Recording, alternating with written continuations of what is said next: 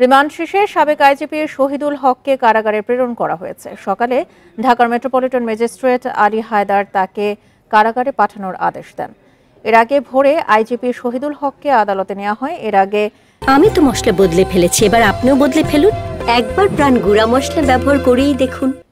৩ September রাতে রাজধানীর উত্তরা থেকে গ্রেপ্তার করা হয় AKM শহীদুল হককে।